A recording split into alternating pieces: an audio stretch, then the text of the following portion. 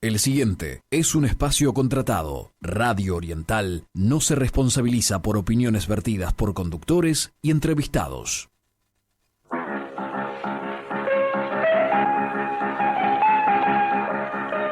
Bos días, galegos. Aquí, sempre en Galicia. Audición radial ao servizo do arte e da cultura do povo galego que dende o 3 de setembro de 1950 é transmitida todos os domingos. Que tal, amigos? Moi bons días. Este domingo 21 de abril, temos un tempo 20 grados de temperatura. Acompáñame Francis Queijo. Os ceus están grises sobre a ciudad bella de Montevideo. Bos días, Francis. Moi bons días. Temos que dicir que se nosos ointes queren comunicarse connosco por mensaxes de WhatsApp únicamente, porque chamadas non podemos recibir, o noso teléfono é o 092 001 232. 092 001 232. Bueno, pois xa escoitaron vostedes, 092 001 232. Comenzamos.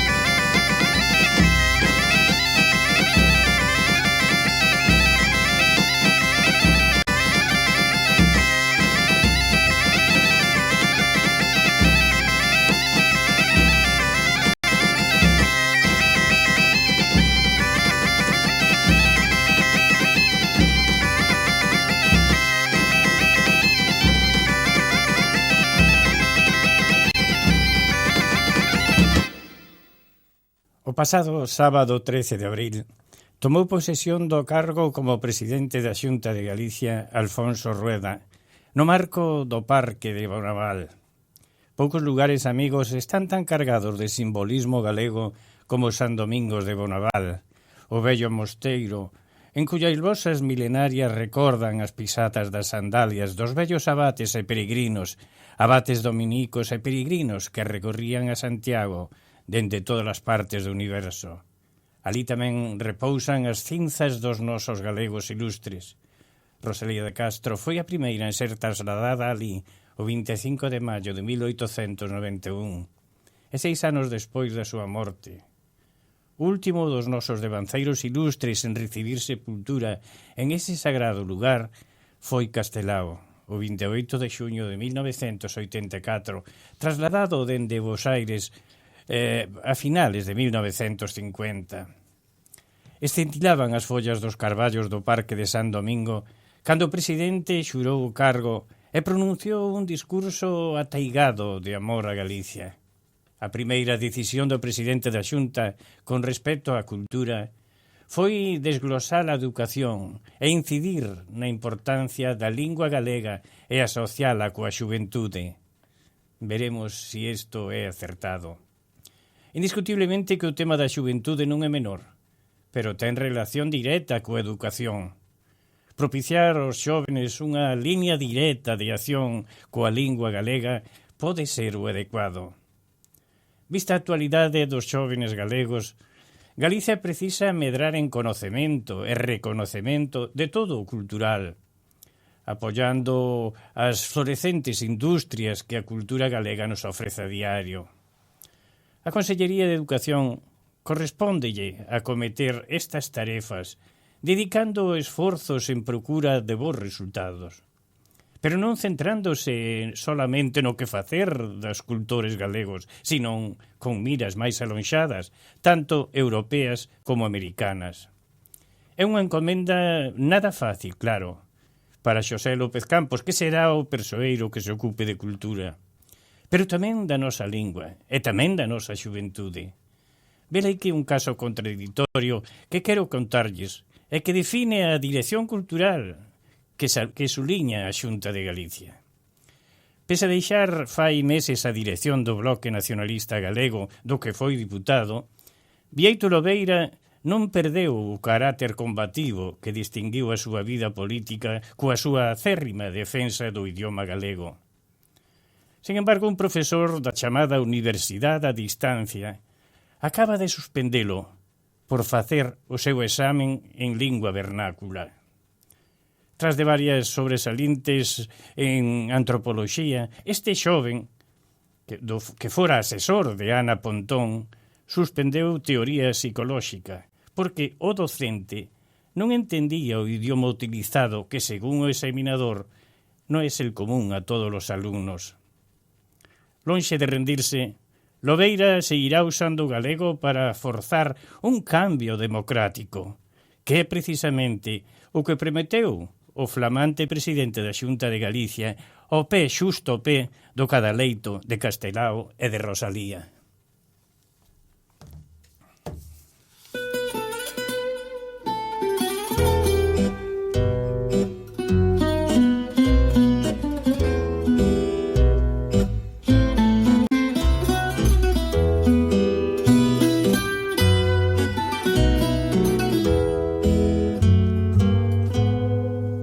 Acendida lámpara en estreito pechado camarín, así no santuario do meu peito ardo unha luz sin fin. Cando a súa llama agonizando lenta boquea vai morrer, sopro de fe, seu pabilo alimenta e volve-se a acender. Mais do meu peito na sinistra calma non hai altares. A lámpara do templo da miña alma a quen alumará? Se algún atopas viaxeiros desta vida en que creades vos, poñeiro ante esta lámpara acendida que está esperando un Dios.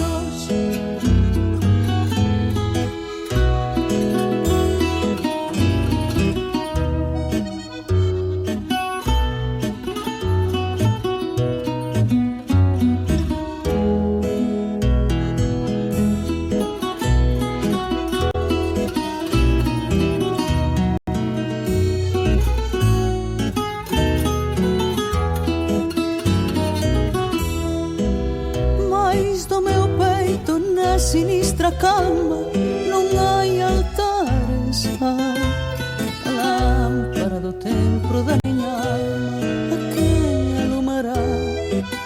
Se algún topás viaxeiros desta vida en que creades vós, poñeino ante esta lámpara acendida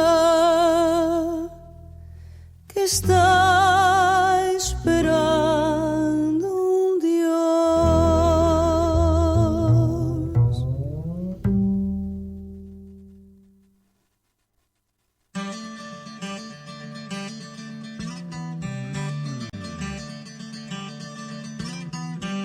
El teléfono del buen pan y la buena pasta es el 2903-2020 de la Sin Rival.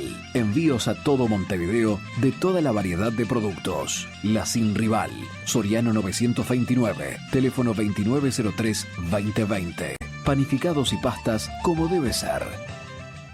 Bergantiños es la ortopedia más completa del Uruguay. Todo tipo de prótesis, férulas y ortesis, miembro superior e inferior. Bergantiños tiene los técnicos más especializados para atenderlos en sus flamantes consultorios. Bergantiños, Chanay Joaquín de Salterain, teléfono 24002739.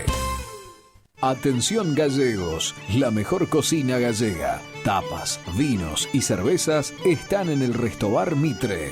Atendido por la familia Cousillas. Desde Galicia para todo Montevideo. En 25 de mayo 561 esquina Bartolomé Mitre. Teléfono de reserva y pedidos 2-916-9980.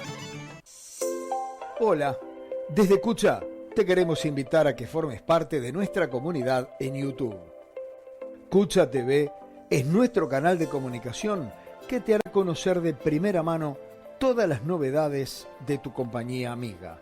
Suscríbete y hacé como miles de uruguayos que ya integran la gran familia de Cucha TV.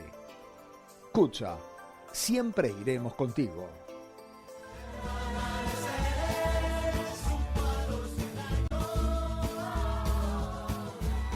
Amigos, temos o auto honor de ter con nos unha vez máis a Felipe Senén, escritor, historiador, arqueólogo, membro da Real Academia de Belas Artes, autor de libros como Magosto, Os Mallos, Nadal, As Fontes de Galicia e unha chea deles máis.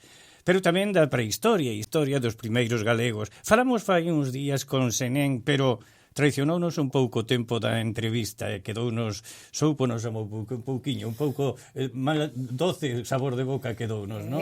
Quedounos, sí. Por iso estamos en contacto de novo con el. Felipe, gracias de corazón por esta molestia de novo en chamarte a estas horas do mediodía en que as potas ferven cos caldiños. Moi bons días.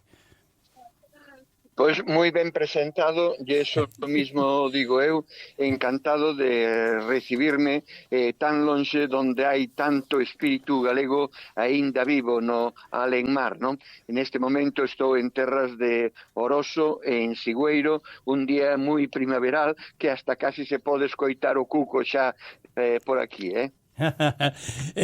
Falando de Belas Artes, aí está Paco Asorei no seu mes, non? Recordo aquel corruncho de Caramoniña e tamén cheguei a conocer a Susi Ferreiro, a súa dona.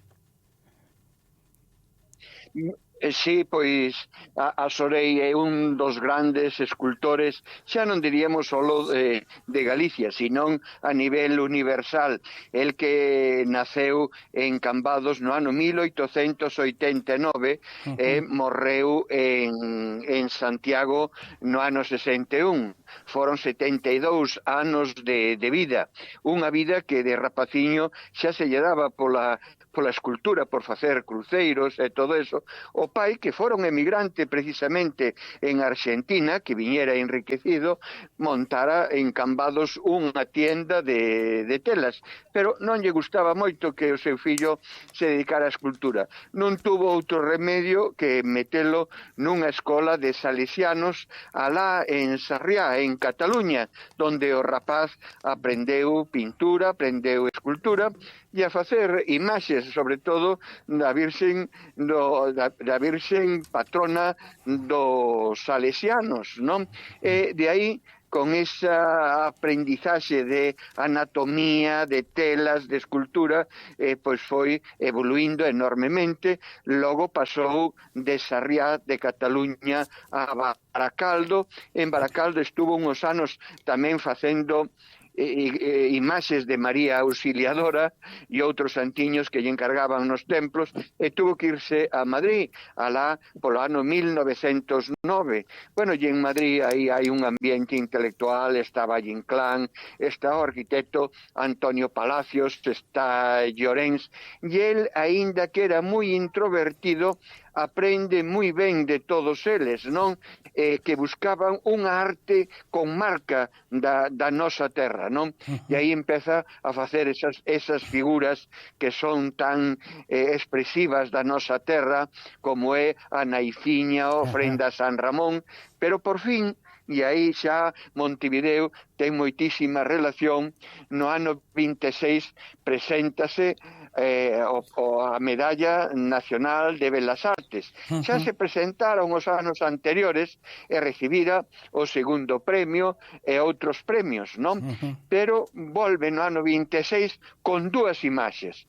Unha delas é un santo que é San Francisco, como unha árbore que nace da terra e se ergue cara ao ceo cos brazos en cruz.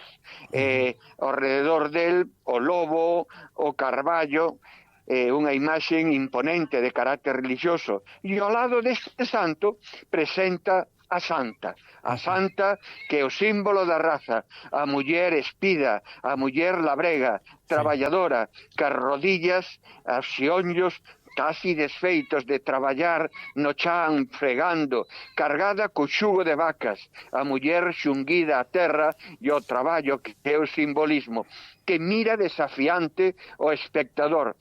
Esa imaxe non gustou nada a crítica, incluso o mundo cortesano, a raíña Victoria Eugenia, pero como se ocurre este escultor a presentar unha imagen tan grotesca, non?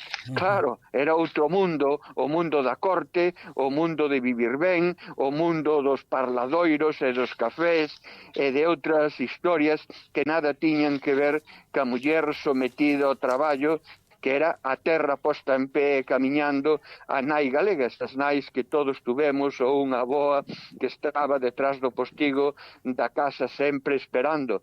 E esa muller feminista na Galiza antigua, todos temos unha avoa, a casa de Manuel, a casa de María, a casa de Maruxa, era a que administraba o territorio. Todo eso está desaparecido.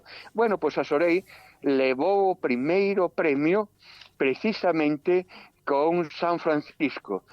A santa quedou relegada, que significaba raza, e aí aparecen as colectividades galegas de Montevideo que a queren levar como un símbolo da nosa terra. E aí atendes un grande anaco de Galicia, quizá como un cruceiro, é a muller crucificada polo traballo, unha gran enseña da cal toda Galicia debe de estar orgulloso. E pido, por favor, e sei que o faredes ben, que se cuide perfectamente ben esa escultura que é patrimonio de todos os galegos e as galegas que estamos aquí ou que están polo mundo, sí.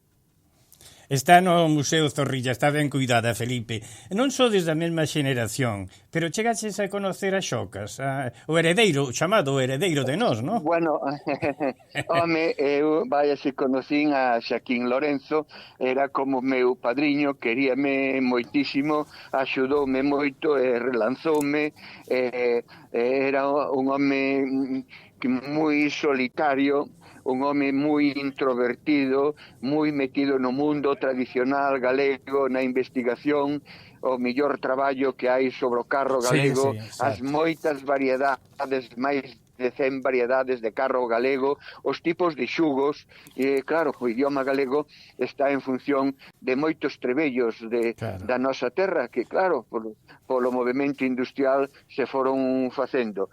Xocas, indudablemente, é unha permanente na memoria de Galicia, o grande etnógrafo por excelencia, non?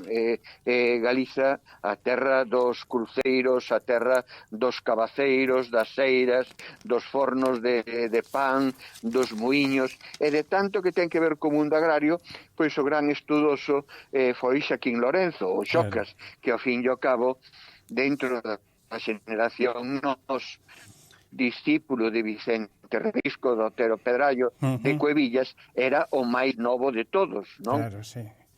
Trataches a Manuel María?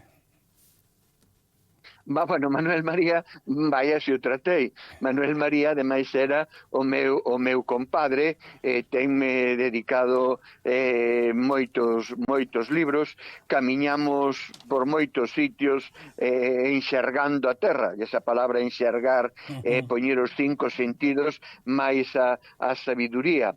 Manuel María foi un dos últimos grandes dos poetas que despois da Guerra Civil, con seu amigo Xío Novoneira, retoman a poesía propiamente da terra, esa interrelación de paisaxe e paisanaxe, non?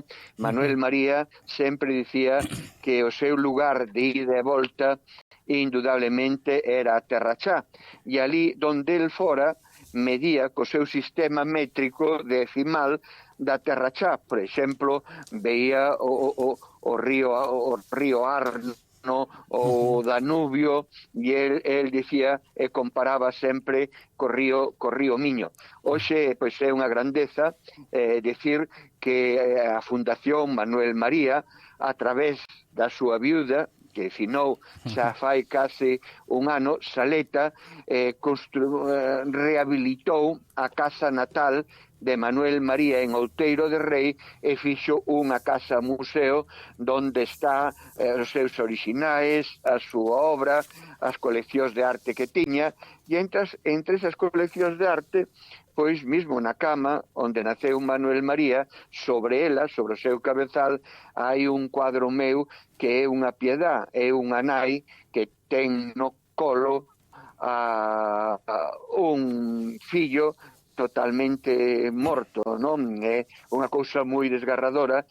Manuel María dicíame, este cuadro é como un pozo, é que efectivamente o que trataba de meter ao espectador dentro do enigma que temos nos cruceiros, o que é unha nai co Cristo morto, que ao fin e ao cabo é como un neno pequeno no seu colo. Esa sabiduría e ese culto que sempre os galegos tuvemos a nai. E Manuel María, precisamente, é un gran poeta da nai.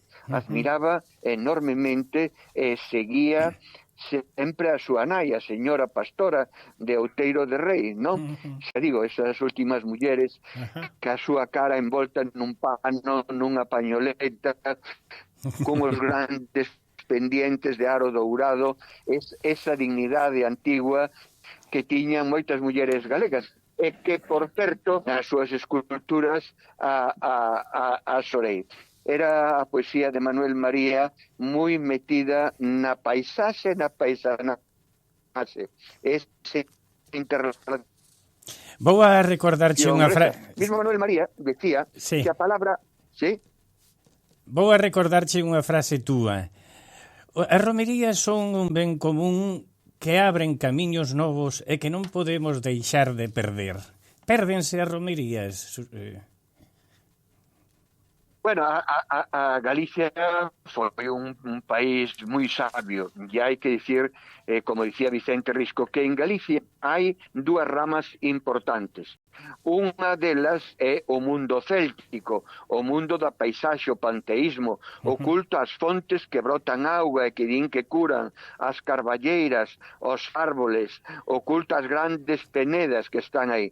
Pero logo, outro aporte a máis do céltico é o mundo cristiano. Este é o país dos mosteiros, o país das igrexas donde houbo cultos paganos, o país dos mosteiros repartidos por todas partes. É que, claro, que se crea a romería. A romería é a pervivencia de un culto pagano feito cristiano. Ahora unha devoción da Virxen, de San Bieito, de San Antonio, e ese foi o que nos socializou a todos, a oferta e a demanda. Daí naceu a feira, daí naceu o negocio, o ir e vir, as encrucilladas, os portos, a peregrinación, que é o camiño. E un pobo que abre camiños, como o pobo galego, indudablemente é un pobo sabio, que soupo levar moitas cousas, pero que tamén soupo traer. Nós temos unha cultura galega propia, pero moi mestiza ao mesmo tempo. E iso sí, o que iba a dicir antes, chea de humanismo, que é unha palabra que ven de humus, que é a terra en definitiva, non? É un saber onde pisamos e de onde somos e de onde vimos. Felipe, fai uns anos, eu recordo xa fai algúns anos, aquelas famosas excavacións na Quintana de Santiago por parte de Chamoso Lamas. En que quedou todo eso? Porque decía que se iban a seguir excavando, buscando nesa Quintana, que non sei por que lle chaman de Vivos cando era un cementerio, non? Bueno, pois é unha pregunta moi interesante e ademais feita a unha persoa que estuvo moi metido neso, Claro. porque en realidade a min quen me coloca, por dicirlo así, con quen traballei eu, foi con Chamo Solamas, que tamén era un colega, un compañeiro de Xaquín Lorenzo. Exacto. Eran xente máis nova que estudiou con Castelao, pero que a Guerra Civil indudablemente encunchounos, como eles decían. Encunchar quere dicir que se cubriron ca boina e quedaron caladiños sin poder dicir demasiado en época do franquismo. Moitos deles quedaron na cuneta, outros colleron os camiños de emigración como Castelao e tantos outros, e outros quedaron aquí encunchados en silencio. E Chamoso, pois, era moi querido no Cabildo da Catedral de Compostela, e aí, pois, había que reformar a catedral, había que excavacións dentro da propia catedral e fora da catedral. E o que si se descubre é que o nome de Compostela é unha palabra que significa compositum, que é cementerio, e estela é unha tumba, o sea que é unha palabra compositum estela, que significa gran cementerio. E onde excavaba Chamoso aparecían tumbas, pero de épocas moi diversas, do ano 1100, do ano 600, incluso de época sueva, do ano 500, pero debaixo de todo eso o que topaban era un santuario pagano, quizá dedicado a Júpiter, e que foi cristianizado. O sea, que antes da igrexa cristiana, quizá ca tumba do apóstol, houbo algo pagano que foi cristianizado. Que é verdad ou que é mentira o do apóstol? Bueno. Sexa verdad ou sexa mentira, o certo é que aí naceu unha catedral co Pórtico da Gloria, naceu o libro O Códice Calistino, a peregrinación, que é un feito social moi importante. E ese feito social está inspirado nun mito, nas lendas, pois forma parte tamén de algo que o mundo hispanoamericano bebe moito, como García Márquez, que é o realismo máxico. E o realismo máxico donde ten cuna é en Galicia. García Márquez decía que súa avoa, alá en Colombia, falaba con esa mistura de maxia e de realismo, e que el non fixo máis que transcribir e contar as cousas como as contaba a súa avoa. Pero igual o Paco Luis Bernárdez, a Aurora Bernárdez, que era a musa de Julio Cortázar, que pasou moitas temporadas incluso en Orense e por aí, pois viveron en esta fonte, e xa non digamos o mismo Borges, non? Eu teño a sorte de compartir momentos moi bons de ter a Galicia a falar a Mario Benedetti. Mario Benedetti, ese gran uruguayo que levaba moi prendida a súa terra, veu a Coruña, estuve en varios días con el, presenteille a Manuel María, dedicoume unhos versos e falábamos desto, do realismo máxico, e el verdadeiramente a sentía enormemente, non sobre isto. Falábamos de tantas cousas dese mundo de Montevideo que tanto ten aportado. E ahora mesmo estou pensando nesa gran muller dentro do mundo feminista que era Idea Vilariño. Que poetaza, que haina que rescatar e levar por todo o mundo, que é grandiosa, é dentro do mundo yer misturada de surrealismo, de realismo. Efectivamente, hai moito de simbolismo e de masonería, que se non me di idea, seguramente ven por ese mundo tamén de surrealismo e de maxia que é a masonería, non? Falando de realismo máxico que comentabas antes, aí ven o mallo de Ramón Cabanillas, non? Aí estamos acercándonos aos mallos. Orense é un sitio dos mallos, son a Santa Cruz de Orense. Bueno, Galicia dende sempre sabe celebrar e combinar a parte pagana ca parte cristiana ao longo de todo o ano. Ao longo de nace o ano precisamente ca co Nadal, que tanto significa a noite boa, para afianzar a casa, a familia. Logo, despois, ven a noite de San Silvestre. Logo, na terra de magos e de maxia de Prisciliano, a festividade dos magos. E é curioso a festividade dos magos. Un día de magos morre Castelao, outro día de magos morre Valle Inclán, incluso Isá Díaz Pardo morre un día de magos, non? E logo ven a Candeloria, que xa cando está a primavera aí, que hai que celebrala, pero inmediatamente a primavera, cando se anuncia o verao nos primeiros días de maio, o día 1 e o día 2, sácase en procesión a naturaleza, os árboles floridos, adornados pois xa de flores e incluso de froitos que se están dando, aparece, e sácanse en procesión, e iso cristianízase con outro símbolo cristiano que é a Santa Cruz, porque ao fin e ao cabo a cruz é o árbol da redención, e o árbore é un símbolo moi antigo pagano, ten raiceiras que afondan no oscuro, na terra, no máis profundo, pero ten ramas que medran hacia a luz e hacia o sol. E despois dos mallos, pois siguen as festas cíclicas. No verao, a festa do San Xoán, cas súas fogueiras. No outono, as festas dos magostos, o lume, a castaña, as cabazas, pensando nos difuntos, porque as cabazas e as castañas son a semente que é a renovación. O sea que sempre hai na cultura galega un canto de esperanza e indudablemente un canto moi cristianizado. Un pouco, como dicía Martín Fierro, non? En aquel poema: a mí no me matan penas mientras tenga el cuero sano. Haga el sol en el verano y la escarcha en el invierno. Y si este mundo es un infierno, ¿por qué afligirse el cristiano? Porque o cristiano, dentro da tradición galega, sempre cree na esperanza. Sempre ten que haber unha esperanza que é algo moi, moi poético, non?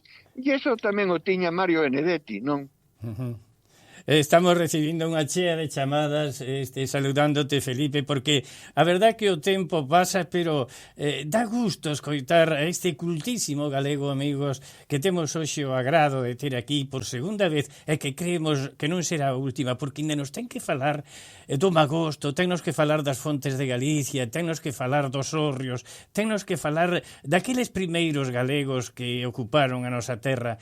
Felipe, unha vez máis, o noso sinceiro agradecemento tanto da colectividade galega da Argentina como da colectividade de Uruguai. Un abrazo grande e volveremos a molestarte, Eu teño que dicir... Cando que irades, e agradecido son eu, sí. Felipe, eu estou aquí con Toni, eu sou a súa asistente. Teño que dicir que estou abraiada coa entrevista dos vosos conocementos. Impresionante, maravilloso. Felicitacións. Bueno, gracias, moitas gracias a vos polos ánimos, moitas gracias. Gracias a ti. Corazón. Gracias a Adeus, ti, Felipe. Para ti vamos a dedicarche esta canción.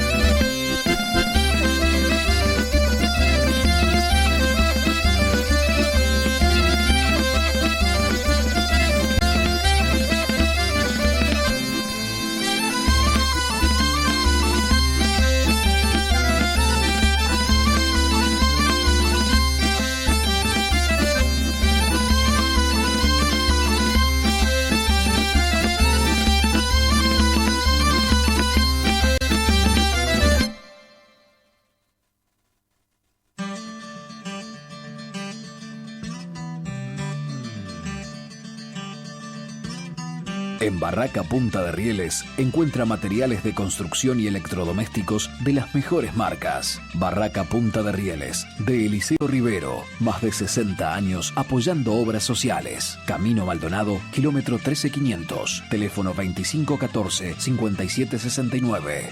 El teléfono del buen pan y la buena pasta es el 2903-2020 de la Sin Rival. Envíos a todo Montevideo de toda la variedad de productos. La Sin Rival, Soriano 929, teléfono 2903-2020. Panificados y pastas como debe ser. Bergantiños es la ortopedia más completa del Uruguay. Todo tipo de prótesis, férulas y ortesis, miembro superior e inferior. Bergantiños tiene los técnicos más especializados para atenderlos en sus flamantes consultorios. Bergantiños, Chanay Joaquín de Salterain, teléfono 2400-2739. Bueno, amigos, despois de escoitar esta verdadeira enciclopedia, un síntese un pouco enano da nosa cultura, pero temos que seguir para adiante. Vamos cas novas, porque a Real Academia Galega celebrará na Coruña o seu pleno, non? Celebrará o Día das Letras. Ajá. A Real Academia Galega celebrará o vindeiro 17 de maio o pleno extraordinario do Día das Letras Galegas, que lle dedica a escritora Luisa Villalta. A sesión pública terá lugar no Teatro Rosalía da cidade onde ela naceu e viviu, a cidade da Coruña, a cidade alta, como Luisa a chamaba, que tanta pegada deixou na súa obra poética en outros títulos, como a novela Teoría de xogos. As académicas Ana Romaní e Margarita Ledo e o académico Eulogio Ruibal falarán da vida e da obra de Luisa Villalta. Bueno, e falando de homenaxe, rinde homenaxe a Fina Calzarei o Concello de Pontevedra máis Galis. Exacto. A Asociación Galega do Libro Infantil e Juvenil, Galix, máis o Concello de Pontevedra, inauguraron na Praza da Ferraría a exposición Fina Calzarei, medrando entre historias. Trátase de unha mostra composta por 20 paneis escritos por María Lado e ilustrados por Nove Noel, na que se aborda a biografía e a obra literaria da escritora a través das súas palabras e anécdotas. A exposición celebra a traxectoria creativa de Calzarei, unha das escritoras galegas con máis recoñecemento internacional no ámbito da literatura infantil e xuvenil. Despois de 50 anos, a Universidade de Vigo lembra a revolución dos carabeles portugueses. Será a través dunha exposición que conmemora esa revolución. A mostra busca dar unha idea do que foi a acción conxunta do movemento das Forzas Armadas e o pobo portugués, de mulleres e homes anónimos, de escritores e escritoras, na Revolución dos Carabeis, da que se cumpre o 50 aniversario o vindeiro 25 de abril, e que supuxo o fin da ditadura de Salazar. Organizada pola Cátedra Internacional José Saramago, a mostra pode visitarse ata o vindeiro 29 de abril. Bueno, xa saben que Rosalía non pronunciaba a Z, pronunciaba a S como toda a xente desa parte de Galicia. O sea, máis ou menos como os uruguayos, non pronuncian a Z, pronuncian. Así escribía, nasín, cando as plantas nacen. Pero iso é unha S máis fonda que a uruguaya, máis profunda, máis forte. Esas palabras ponías no herbario de Rosalía, verdad? A mostra, o herbario de Rosalía, parte dunha investigación sobre a presenza das especies vexetais nos textos da poeta, que posteriormente López Andes e a profesora de botánica María Isabel Fraga Vila converteron nun herbario doado a Casa Museo e nunha exposición que xa se puido ver en numerosas localidades.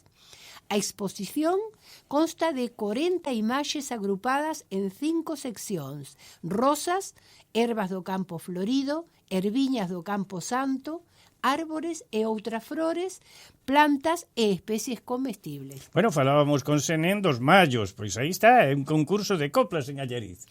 O evento dará comezo o venres 3 de maio, momento no que os maios farán a súa chegada á Alameda, onde permanecerán expostos durante toda a fin de semana. Dende o Concello animan a participar a todos os interesados que poderán gozar dun concurso de coplas co acompañamento musical do grupo de gaitas de Pé Feito. Para o concurso de coplas establecense dúas categorías. Coplas de nenos de 3 a 11 anos e coplas de adultos a partir dos 12 anos. Que noviños para poñelos de adultos. Sendo necesario que a inscripción se realice como grupo, cun mínimo de 8 persoas. Bueno, pois chegou a hora da música, Rosiña do Pelo. Ai, Rosiña, Rosiña do Pelo, ven conmigo malla o tenteo e maila cebada. Ai, Rosiña, miña namorada. Ai, si queres eiki, eiki. Ai, si queres eiki, eiki. Ai, si queres ala, ala. Ai, si queres na carballeira. Ai, na carballeira será. Ai, na carballeira será. Ai, elelo, ai, elelalo. Ai, Rosiña, Rosiña do Pelo, ven conmigo mallar o tenteo e baila cebada. Ai, Rosiña, miña namorada. Ai, sentate que xa me sento. Ai, sentate que xa me sento. Ai, deitate que xa me deito. Ai, nos que levamos la zona. Ai, levaremos lo proveito. Ai, levaremos lo proveito. Ai, elelo, ai, elelalo. Ai, Rosiña, Rosiña do Pelo, ven conmigo mallar o tenteo e maila cebada. Ai, Rosiña, miña namorada. Ai, vai calando, vai calando. Ai, vai calando, vai calando. Ai, cara de cañoto seco. Ai, vai calando, vai calando. Ai, que eu contigo non me meto. Ai, que eu contigo non me meto. Ai, elelo, ai, elelalo. Ai, Rosiña, Rosiña do Pelo, ven conmigo mallar o tenteo e maila cebada. Ai, Rosiña, miña namorada. Ai, que eu contigo non me meto. Ai, que eu contigo non me meto. Ai, ni me quería meter. Ai, un rayo de Dios que parta. Ai, si me volve a responder. Ai, si me volve a responder. Ai, elelo, ai, elelalo. Ai, Rosiña, Rosiña do Pelo, ven conmigo mallar o tenteo e maila cebada. Ai, Rosiña, miña namorada. Ai, Rosiña, Rosiña do Pelo, ven conmigo mallar o tenteo e maila cebada. Ai, Rosiña, miña namorada. Bueno, despois deste Rosiña, vamos cas novas da colectividade. Tes por aí algo, non? Temos o Veña. concurso Balbino de relatos, seguen abertas as inscricións ata o 28 de xuño. Os traballos deben ser en lingua galega e ter como temática o mar, o rural ou a emigración. Poden participar persoas de calquera nacionalidade sen límite de idade. As bases completas e máis información poden vela na páxina concursobalbino.com. Tamén temos que dicir que está vixente o programa Retorna Talento. Estará aberto hasta o 13 de maio a convocatoria do programa para bolsas de estudo, becas, para galegos menores de 45 anos residentes no estranxeiro. Trátase de formación profesional en cursos de calefacción, electricidade, deseño, amoblamento e varios outros máis. Os requisitos e a información completa poden atopala na páxina web da Xunta en Montevideo, emigración.org. www.xunta.gal. Tamén podedes informarvos directamente na delegación na Rúa Maldonado, 1045, esquina Río Negro, na mañá, no horario de 9 a 14 horas. Bueno, xa se está organizando o xantar de Irmandade dos 60 anos do Patronato da Cultura Galega.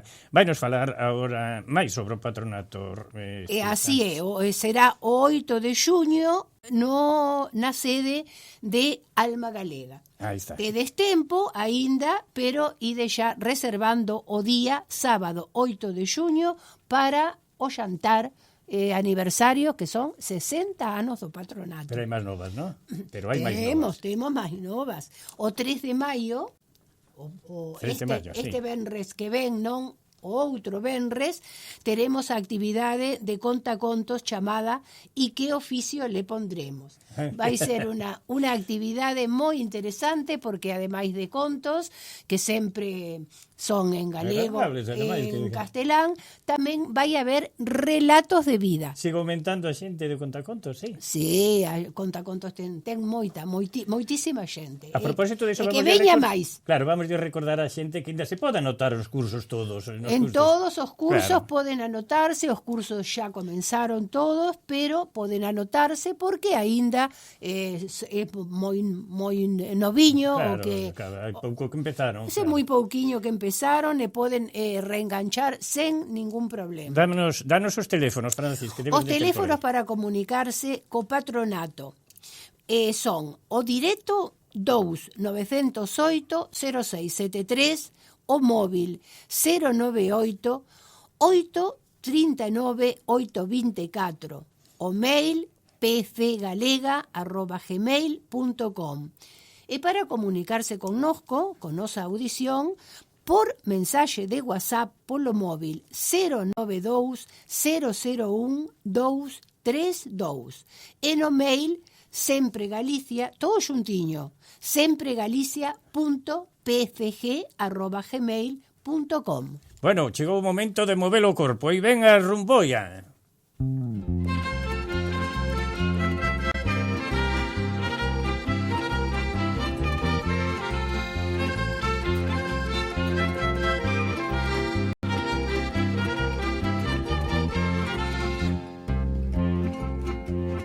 Heime de casar pra Castro, terriña de moita leña, hei de traguer un feixiño pra cando a rumbo e a veña.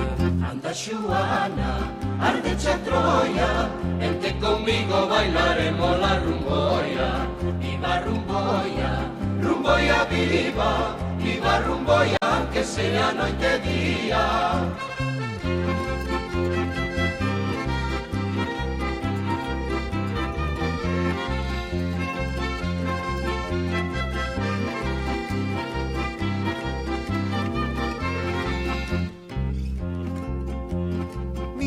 Comadre Polonia, non vin muller coma ela, os osos dallos o home, a carne come a ela.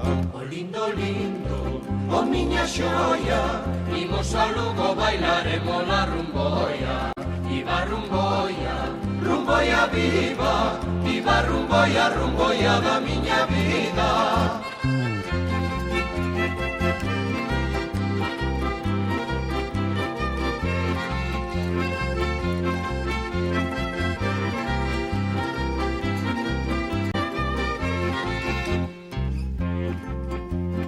Todos los carabineiros dormen cos pés axiadas, e dali outro día a festa da rumbeirada. Anda Xuana, ardecha Troia, vente conmigo bailaremos la rumboia. Viva rumboia, rumboia viva, viva rumboia, aunque sea noite e día.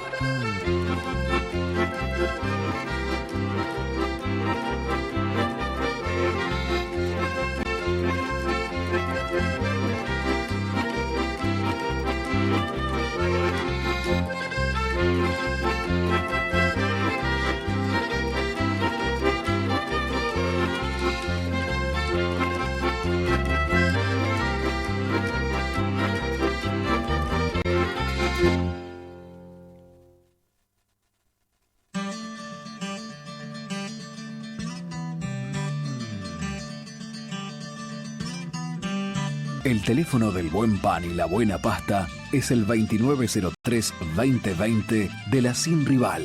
Envíos a todo Montevideo de toda la variedad de productos. La Sin Rival, Soriano 929, teléfono 2903-2020. Panificados y pastas como debe ser.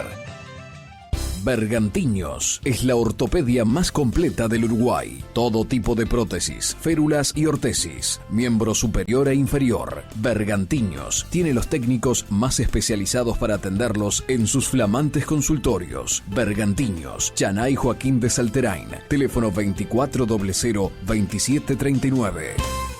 Atención gallegos, la mejor cocina gallega. Tapas, vinos y cervezas están en el Restobar Mitre. Atendido por la familia Cousillas. Desde Galicia para todo Montevideo. En 25 de mayo 561 esquina Bartolomé Mitre. Teléfono de reserva y pedidos 2-916-9980.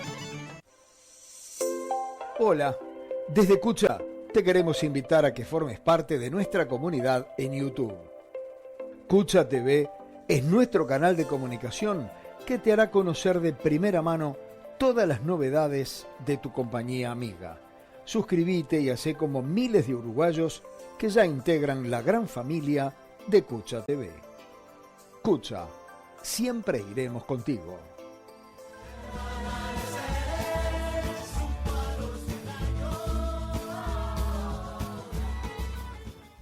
Amigos, no noso corruncho de hoxe vamos a tratar un tema moi bonito e moi achegado a nós.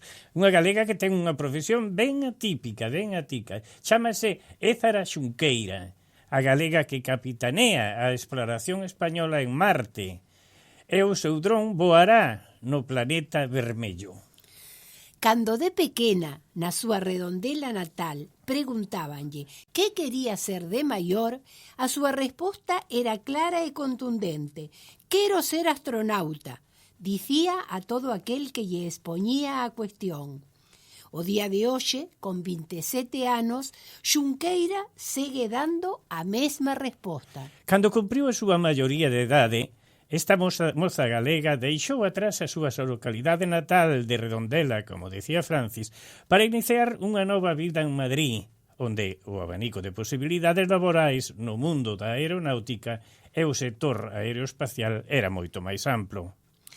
A pesar de que España é o país de Europa con maior número de científicas e enxeñeiras, os resultados dun estudo realizado por Eurostat lanzou que tan só o 25% das persoas matriculadas en ramas de enxeñería nas universidades españolas son mulleres. O feito que viviu en primeira persoa a propia Xunqueira. Cando estaba a estudar, un 70% dos alumnos aproximadamente eran homes, conta. Tras cursar enxeñería aeroespacial na Universidade Carlos III e posteriormente un máster en enxeñería aeronáutica, Xunqueira comezou a súa traxectoria profesional en Sener, empresa para a que traballa aínda na actualidade. Con todo, a pesar de que a maioría dos enxeñeiros son homes, Xunqueira recoñece que desde que iniciou a súa traxectoria profesional en Sener, observou un cambio na tendencia no relativo aos contratos laborais. Están a contratarse a moita xente nova, da miña idade, e está a haber moitos máis contratos a mulleres. Iso para min é un aliciente, comenta orgullosa. Aínda que é certo que a maioría dos enxeñeiros da categoría senior continúan sendo homes, o certo é que cada vez son máis as mulleres que logran este tipo de contratos, di Xunqueira. E di ela, empecé en Sener como bolseira, é dicir, como becaria. Despois volvínme a Galicia, traballei nun proxecto de drons e volvín a Sener como membro do personal ata agora.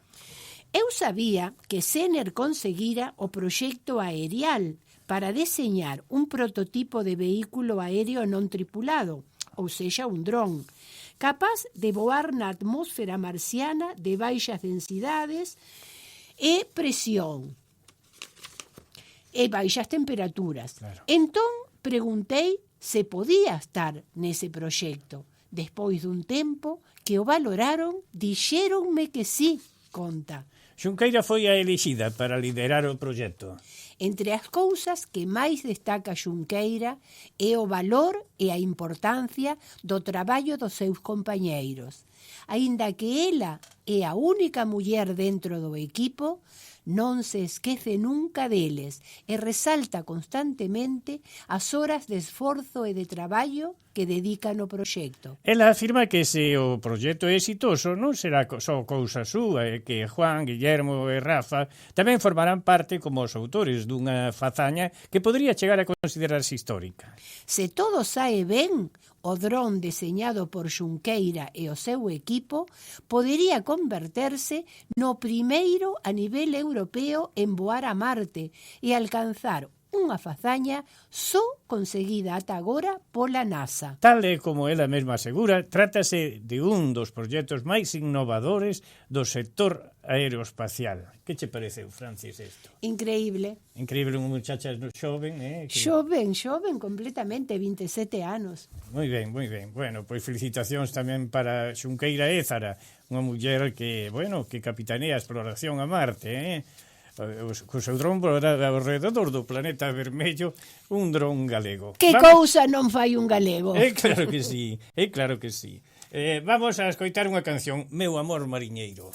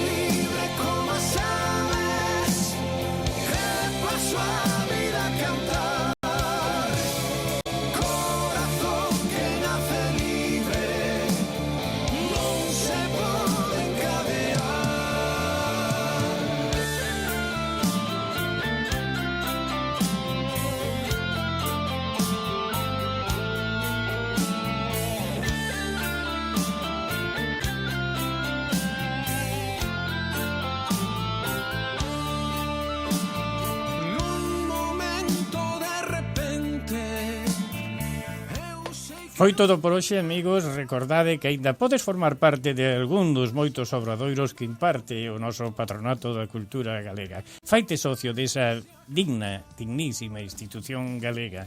Ali atoparás todos os autores, tanto modernos como máis antigos da nosa terra. Toda a cultura de Galicia está ao redor desa casa. Patronato da Cultura Galega. Que sexan moi felices. Francis, gracias por este aporte tan grande que fixemos entre os dous hoxe. Falando desta muller tan estupenda de Redondela, verdad? De Redondela, de Pontevedra. Exactamente. Amigos, hasta o domingo que ven. Que sexan moi felices. Ata o domingo. Sempre en Galicia, fina a súa audición de hoxe e voltará o domingo ás 9 da mañán para traervos verbas e cantigas. Saúde e terra.